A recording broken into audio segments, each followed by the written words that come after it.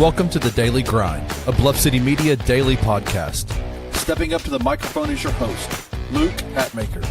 Grab your favorite morning brew and let's get to the show.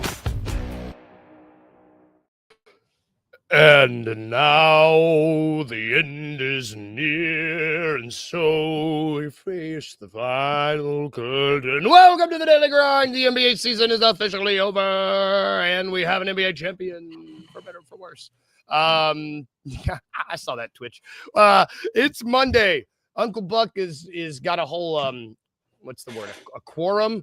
Is that the word? A quorum, a gaggle of people at the beach with his family. So it's Luke and Rusty week this week.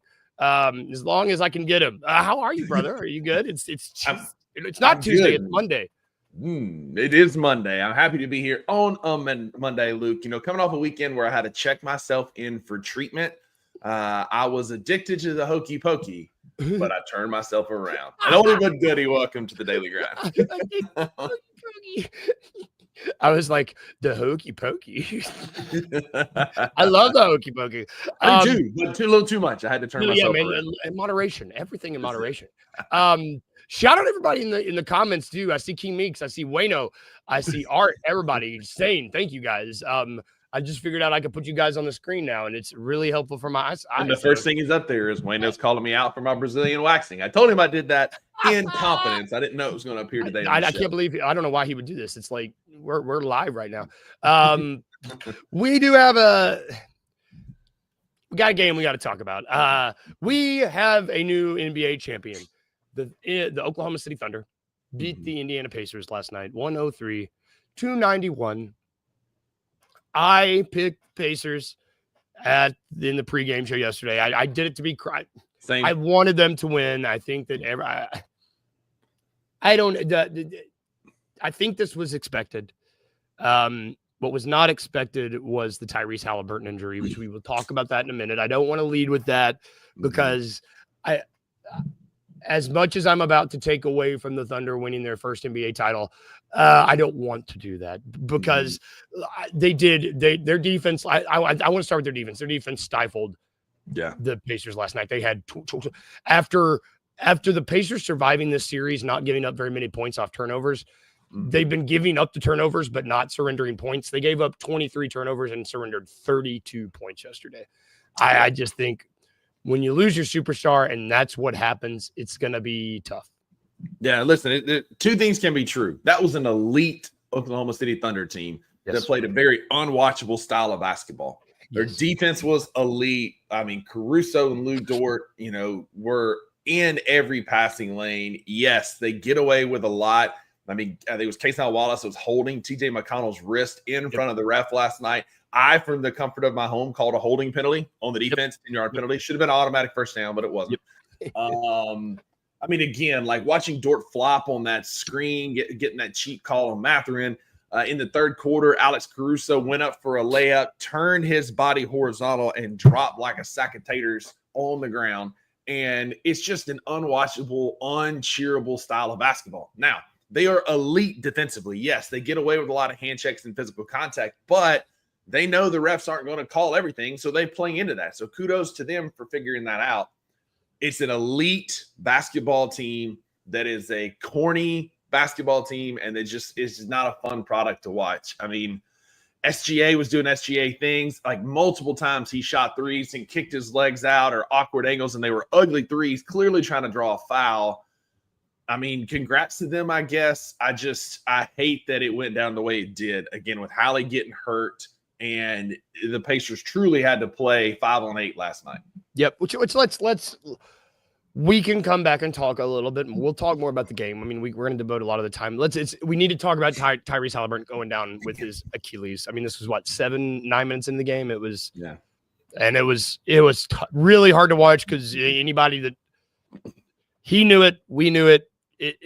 ESPN insisted on showing it over and over and over and over and over. I was at Maggie's and the instant it happened without even a replay. I'm like, that was that Achilles. I said, oh man, he tore his Achilles, and it was clear that way that leg hyperextended and bounced, and they kept showing the replay of it. Like, there's no doubt that he tore his Achilles, and that's the third player in the Eastern Conference playoffs this year to tear their Achilles. All three of them wearing the number 0. So Jalen Wells, I need you to change your number right now. And that's also the third Indiana Pacer to tear their Achilles this season. And so you just hate that it happened in that moment.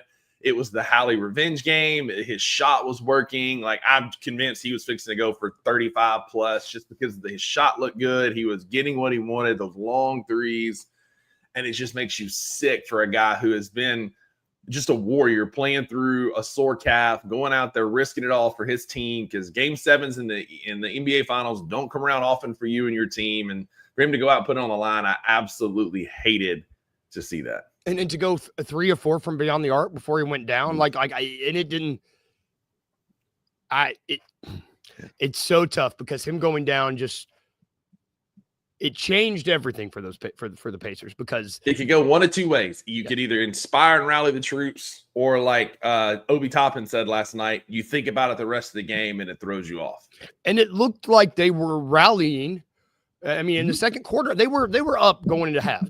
They were up going into the half, and then I don't know. It's like they came out of half, and all of a sudden it just felt like they turned that defense up. Granted, I think the game might have been called a little bit different in the second half than in that first half, but that's neither here nor there.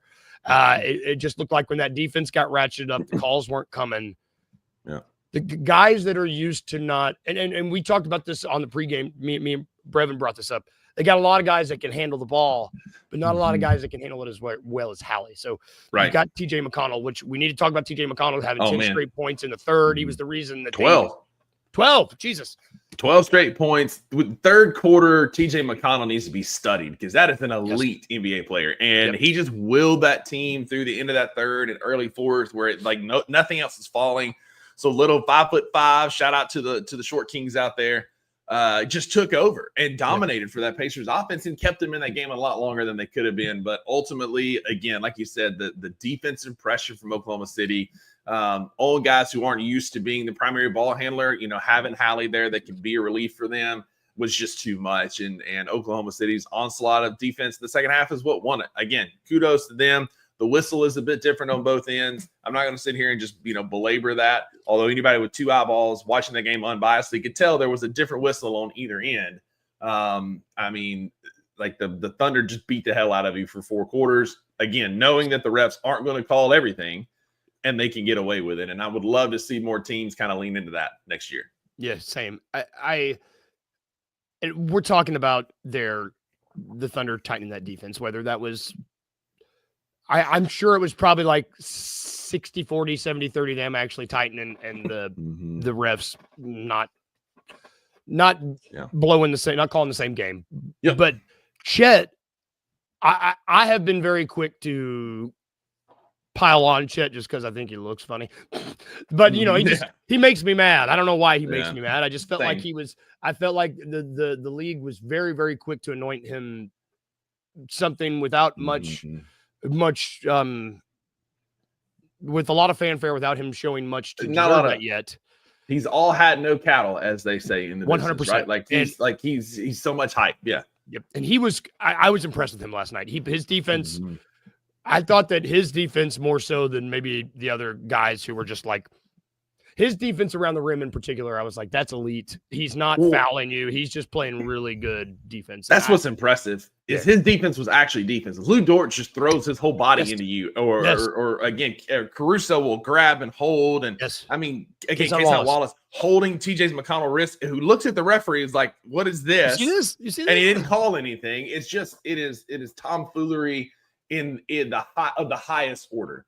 And so I agree. He looks like Stinky from Hey Arnold. I cannot stand him. He feels like he's ripping, it's cultural appropriation. He's ripping everything off from everybody else. Like, there's nothing original about that dude.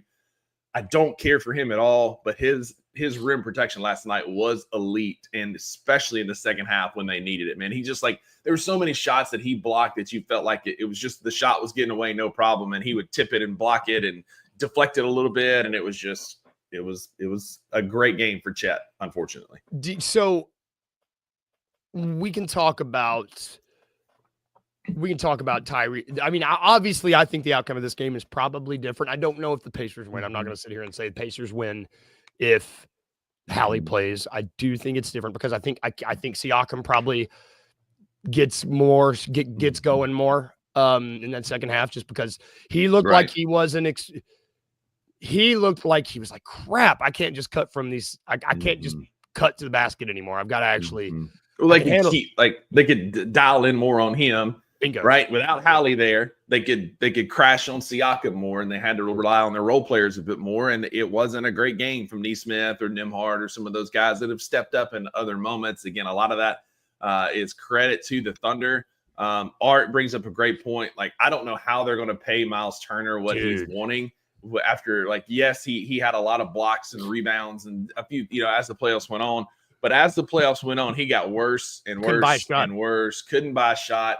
He was almost unplayable at points against the Thunder in these finals, finishing in 24 minutes with 6 points, 4 boards, 0 stocks, no steals or blocks, just an absolute egg. And again, this is a master class in fumbling a bag, because Miles Turner was set up to have a massive contract. Now, I don't know if I'm Indiana, I am questioning whether or not I want to pay him, because he's already proven that he has to have specific players around him, right? He couldn't play with a true center like Domantas Sabonis. He's been a playoff no-show. As much as we talk about playoff risers and fallers as Memphis fans, Miles Turner was an absolute dud in these playoffs. Yeah, if there was a player that I would say his reputation suffered from his performance in this series, it's got to be Miles Turner. I mean, Is he restricted free agent, right? Or is he unrestricted? I believe so. I'll look it up while you talk. But either way, I just hope that my hope is that he doesn't go and sign with the Lakers or somebody like that at this point, because he cost himself some money. I'm really worried that made him a little bit more affordable. Yeah. He is unrestricted free agent. Unrestricted. Man, I do think that if they can get him on a team friendly, if he can not just command a lot of money, I like how he fits with this. Yeah.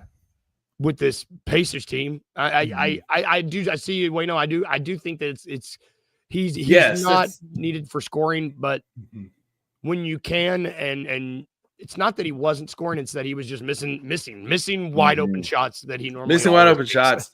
Yeah, he kept Hartenstein kind of at bay, but Hartenstein's not a big scoring big anyway. I just, like, if you watched how he played, he got some blocks, he got some boards kind of in big moments, but overall he just was kind of like he just was not a playoff riser like you had hoped. To me, he didn't go earn a max contract. Yeah, they don't make it without him. 100%. His defense was big in moments, agreed on all that, but to me, he was not the elite player that earns kind of a max contract. And maybe that's why we're harping on him so much, because I think we both really like Miles Turner, and I think we both were really impressed with him this playoffs, and just really expected him to be the X factor in the finals, and he wasn't. And I think we're just more disappointed. It's like, that's it. Like, man. Listen, hey, like, again, I watched the playoffs as well. I watched him a ton. I watched all his highlights. So I could talk about him here, and he had moments that were good, but just the whole total package was less than a max contract, in my opinion. Yeah. Do you go back to this to Tyrese?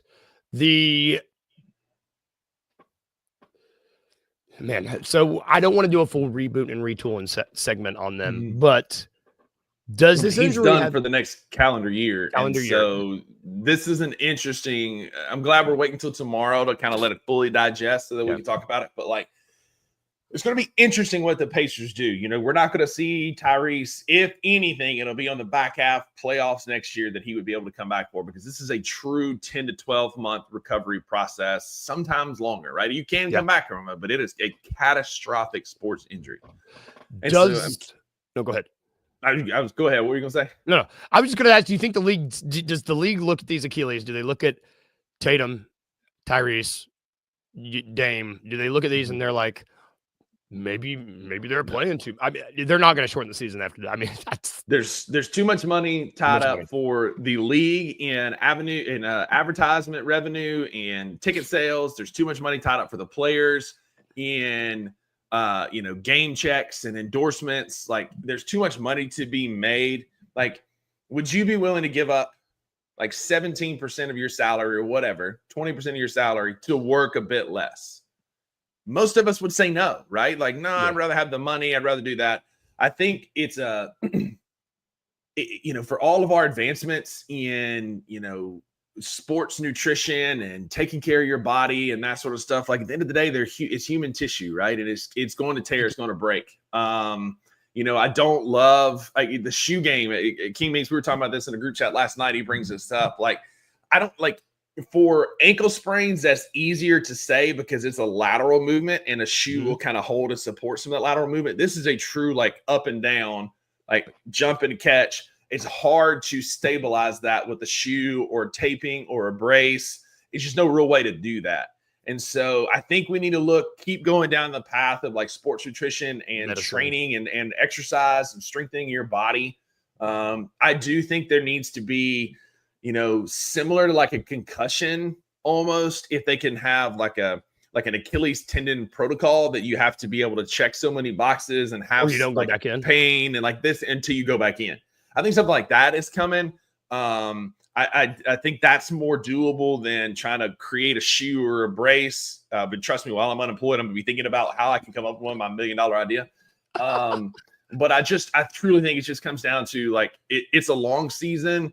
It's an appropriate amount of games. I think injuries are part of it. As long as we have been and will be playing sports, things like this are going to happen. I just think teams need to take a look at their recovery protocols, set some parameters around, hey, you need to be able to do X, Y, and Z before you can go back, and then focus more on that nutrition and exercise during the season. Then an Achilles protocol is like a really brilliant idea. It's like a little blue tint for your ankle. Like I was thinking about this morning, like with concussion, right? You have to have like no headache and no dizziness and X, Y, and Z in order to return to sport. Like you should be able to do X amount of jumps, run for so many minutes, do a couple of other things, maybe some strength testing, isokinetic testing, whatever. NBA, call me. We could come up with something. But I think there needs to be an Achilles return to sport protocol. Yeah, I mean, I call Rusty because that's a great idea. Because if you take the league, if you're like, look, here's a little test that they need to be able to pass, as opposed to rushing them out there and them being sore and potentially losing a year of their like that. When I tore my Achilles, or when I tore my ACL in college, I had to have like 80% hamstring and quad strength of my left knee in order to return to sport. Like that was a pretty common thing. I had to have there was like a hop test, a single leg hop, and there was a couple other tests that I had to do that are well researched and backed as sensitive and specific tests that say, hey, if you can perform at this barrier, you should be able to return to sport without any issues. I'm not aware of anything like that for an Achilles tear. Let's work together and try and figure something out. Again, NBA, at me. Call him. Add him. Because I love that idea. I'm like, you know what? You're a smart man. We're going to take a quick break. TV. We're going to take a quick break. We could probably break this. It's interesting. We could break this finals down a lot more. I don't know if we can break the game 7 down a lot more because of the circumstance. We're going to take a quick break because when we get back, there was something else that we need to break down. Big old trade happened yesterday. We touched on it briefly yesterday, but we didn't get to break it all down. We're going to break it down right after this quick break. Looking for an alternative to alcohol or conventional medicine? Check out Ounce of Hope, a Memphis-based dispensary with 2 local stores in the Sanderlin Center and on South Cooper Street. You can get all the products you need in a location convenient to you. Each store offers an intentional shopping experience with dedicated bud tenders to answer all of your questions, from product selection and mushroom blends to our personal favorite, the Delta 9 seltzers. You gotta try the Peach Buzz. Try Ounce of Hope at either one of their 2 Memphis stores or at www.ounceofhope.com for convenient products shipped right to your door. Use the promo code BluffCity for 15% off any order, excluding sale items. Cannot be used in conjunction with other promotions or discounts. One use per customer.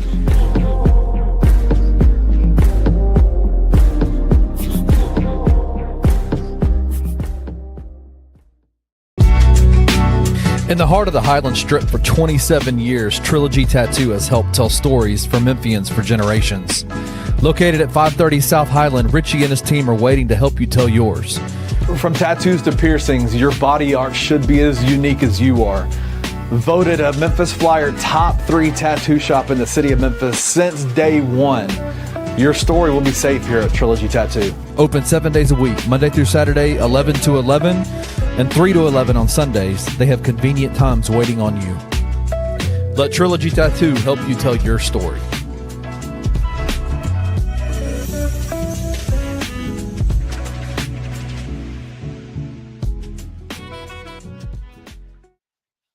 And we are back. Ounce of Hope. Check them out. They're awesome. www.ounceofhope.com. Promo code Bluff City. Trilogy Tattoo. I'm not sure what Kenny is watching in the background of that commercial. I felt like it was Chopped. And in my head, Kenny's just getting tatted up watching Chopped, and that's hilarious to me. I can neither confirm nor deny, but go check these guys out. They're local Memphis places. I know Rusty loves them. I love them. They're good people, not just good businesses, and that's important in this time. Absolutely. Guys that you can trust both for telling your story through a tattoo or taking care of your body through holistic, non-alcoholic type products to help you relax and unwind at the end of a long day. Absolutely recommend both these guys. Bluff City, code for 50% off at ounceofhope.com. Love it. Little bit of news yesterday that we need to talk about. Yesterday, I guess it was yesterday afternoon, yesterday morning time. We had a little bit of trade, which we were just waiting for this to happen. The Houston Rockets get Kevin Durant. In turn, they sent out Jalen Green, Dylan Brooks, the 10th overall pick in 5 seconds. We knew Kevin Durant was going to be traded. Let's hit the Rockets part of this, and let's hit the Phoenix part of this. What did the Rockets really give up that much? I mean, I didn't think this was that much comparatively. Again, agreed. It shows that the market value for Kevin Durant is a lot lower than what it was 3 to 4 years ago, right? You get a 36-year-old player, 37-year-old player who is, got some injury concerns on the back half of his career. It's not a bad get for Houston. Again, it gives them a bucket. It takes away, we'll talk about what they gave up more here in a minute. It takes away some of their edge, especially defensively. But I think this is a good move for Houston, and I think it puts the rest of the Western Conference on alert that they are going to be back next year. They're young, scrappy defensively. They've now shored up Steven Adams' contract. They brought in an elite scorer in Kevin Durant, something that they missed last year. And I think that the Rockets got better.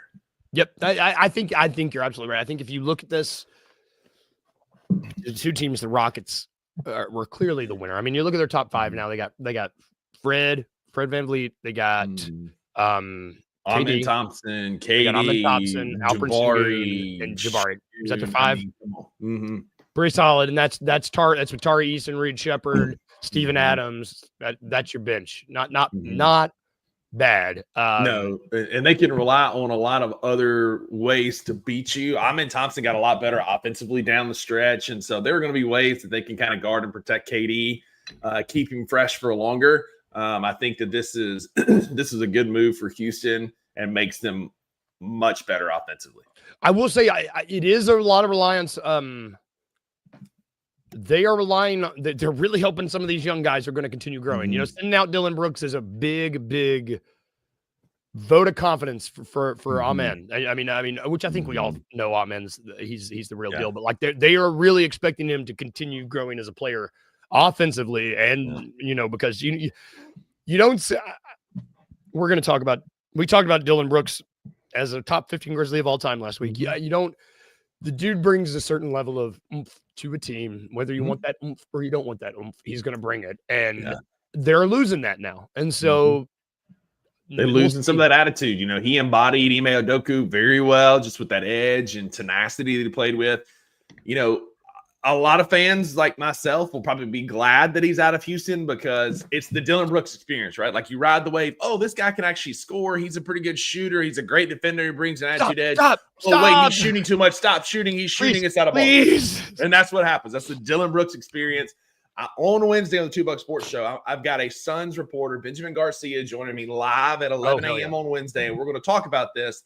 And I'm going to prepare him for the Dylan Brooks experience that is coming to Phoenix. Oh my God, poor guy. Well, let's talk about what else is coming to Phoenix a little bit more, because they also got Jalen Green, which appears to be the centerpiece, the crown. I mean, I guess it seems like they might even be trying to move him. I don't know. They get Jalen Green, they get Dylan Brooks, they get the 10th overall pick in this year's draft, and 5 second-round picks. As a reminder, what the Grizzlies got for Desmond Bane. Cole Anthony, KCP, 4 first in a swap. Mm-hmm. But so the Suns have done we talked earlier about Miles Turner fumbling a bag. The Phoenix Suns have turned Mikal Bridges, Cam Johnson, four first-round picks and a pick swap into Jalen Green, Dylan Brooks, a late lotto pick in the span of just 28 months. You talk about like retooling or rebooting. Like that is that is criminal mismanagement of what was an NBA Finals team. Like, Luke, we're not 4 years removed from them losing in the finals to the Suns with Mikal Bridges, with Cam Johnson, with Cam Payne. A lot of these guys who are good players for other teams, they just are a great example for all you trade nerds out there that are just give me somebody. Like last night, I saw people were wanting to trade for RJ Barrett. We're wanting to trade for bring Dylan Brooks back. We've got people wanting to trade for Jordan Poole. Like the Suns should be a warning to all of these people that like you don't need to go make the splashy trade. Don't need to go blow it up. You don't need to go do all this crazy stuff to improve your team and wreck a team's chemistry. There was one other name that last night. Oh, DeMar DeRozan is a name that's been linked to us again. I like DeMar DeRozan, but the way we try and play with pace and the way the NBA is going, like DeMar DeRozan is a half-court assassin that's going to slow your offense down. Like I like DeMar DeRozan. If he's your third option, you can convince him to run the floor a bit better. That's fine. But I digress. All I'll say is the Suns have done a masterclass of what not to do when you got a good core that is a winning basketball team, because they turned all that into Bradley Beal and Kevin Durant, and Durant's gone and Beal sucks. Been trying to trade him for 3 seasons and nobody wants him. The Suns absolutely fumbled this. I mean, we're talking about starting fives. We just taled about Houston starting 5. Who's the Suns starting 5 now? Because I think it's 5 shooting guards. Yeah, point guard? They got Devin Booker, Grayson Allen, Jalen Green, Dylan Brooks. Is Plumlee still on the team? Who's their center right now? Yeah. Who's going to play point guard for this? Tyus? Is Tyus their point guard still? He's a free agent. I don't know. I like, you want to talk about and these draft picks aren't good. Like 5 seconds. Yeah. What are you going to do with that? Package those for something? Didn't they just get a bunch of seconds too? I don't know what the Suns are doing. Yeah, listen, brother. Like if nothing else, as Memphis Grizzlies fans, we need to rejoice and protect that 2026 pick at all costs. Oh yeah. Unless it can go get you a Domantas Sabonis or Giannis type, like that's going to be good as gold, because it's the better of the Washington Wizards or the Phoenix Suns. This could be a top like 3 to 7 pick. Yeah. Like this could be like one of the elite lotto picks next year that could either bring you in like an elite level player as a young guy, or this is a great trade asset, but it's going to be for a much bigger fish.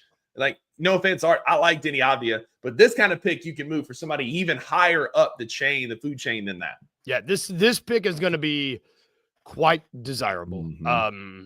Why? Because of the landscape of the NBA and the landscape of both these teams. This pick's going to be really nice. I was honestly, when this trade happened yesterday, the first thing went through my head was that pick continues to look better and better. And Orlando, from what we've heard, Orlando had to attach something to KCP to send. We got a veteran. I don't know. I'm all in on KCP. That's another question. That's another topic for another day. Agree. I think KCP stays. Like this also for the Grizzlies. Like we need this. We've got to do something to keep up. And like, forgive me for not being excited for our summer to be re-signing Santi, getting KCP, and creating, and then drafting somebody in this year's draft. Like for a team and a fan base that has been bitching and moaning about getting younger and younger and younger. Our own GM, who happened to make us younger, said we unintentionally got younger. For us to then go get younger again in the draft. I'll save that for a later date. But we've got to do something to keep up. I agree. And not just to make a move, but we do need to, we obviously need pieces to be better. Don't pull the Phoenix Suns and give up the farm, blow it up for a big guy. But like we've talked about, like Chris Dodson said in his article, let's spread those picks around, bring in some role players to build around John Jaren. Grizzlies have done an excellent job of getting a bunch of assets in a really short amount of time. And I'm with you. I think that's next. Do something. Yep. Before we get out of here, brother, we need to talk about Mondays and lasagnas, because that's what they're for. For those of you who don't aware, for those of you who aren't aware, on Mondays around here, we like to celebrate the good and the bad. We recognize the good and the bad from the weekend, because you can't appreciate one without the other. I know what my Monday was. I got to see you this weekend. We got to hang out. I got my shirt. Me and Rusty and Maggie and Kyla hung out this weekend. It was awesome. Yeah. Did I say my Monday or lasagna? My lasagna. I knew what you meant. I've been doing this. Why did I come up with a gimmick that I do every week? Remember. Confuses me. I did this. But no, that was my lasagna. It was awesome. I want to hang out with you guys again. My Monday was it's 108 degrees outside. I'm over it. I don't like it. Yeah, and there's nothing to enjoy. I guess baseball, but baseball in the heat sucks. Mm-hmm. I'm right there with you. My lasagna was a great weekend away with Maggie. We had brunch with y'all, which was awesome. Cafe Rose in East Nashville. Shout out, no free shout out, but it was really, really good food. We ate at some other great places in Nashville, did an escape room, saw some other friends, had an awesome weekend away with Maggie. It was much, much needed, and truly like 10 out of 10 recommend traveling with your best friend. Like it's so much fun. And we were just relaxing and reading and watching TV. Like it was awesome. Got some new stuff for Tube and Tuesday tomorrow. Yes. And then on my Monday is, we couldn't go anywhere without just like sweating my nuts off, man. It was just super hot. Like you open the door and it's like, God bless, like the oven is on, summer is here in the South. And I'm over it already. Like I was built for a colder climate. Let's just put it that way. And so I'm petitioning to move Memphis to the Pacific Northwest or somewhere because I want to try and be a little bit cool. I don't want to leave Memphis, but I want to be cooler because I'm tired of sweating already. And it is June 23rd. We just hit the summer solstice, brother. We got a lot of heat coming. My Monday is I'm tired of sweating already. My fat rolls get all sweaty in between them. It's gross. And hot sweat. Over it. Mm-hmm. The worst part is if I get a little bit of buildup, but I feel like it rained for a month straight, and then it was like, oh yeah, you know what sounds good? Hot. And I don't like it. And even yesterday, it rained. Like yesterday or Saturday, it was so freaking hot. We couldn't even walk around. Ate our ice cream, tried to cool off. Barely went to like 2 stores. We're like, this is for the birds. Let's go back to the room. And then it rained, and all it did was get hotter and muggier. Like it didn't even take the mugginess away. I was just dumb. It's plumb dumb. I'm over the heat already. Wayno, if you went summers in Tennessee, brother, I can't wait for you to experience them.